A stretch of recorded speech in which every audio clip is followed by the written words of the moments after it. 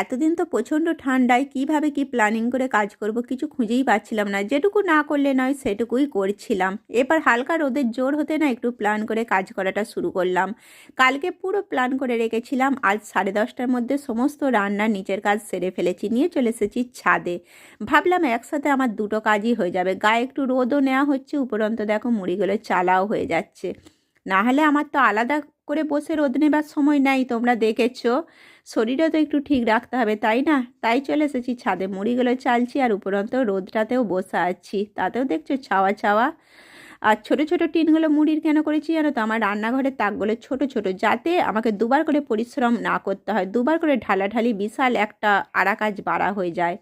আর এই ছোট ছোট কৌটো করেছি রান্নাঘরে, একটা করে কৌটো শেষ হলেই আমি একটা করে কৌটো একবারে নিয়ে চলে গেলেই হলো। একটা কাজ করব একবারে ফিনিশ করলে দেখবে কাজটা অনেক হালকা হয়ে যায়।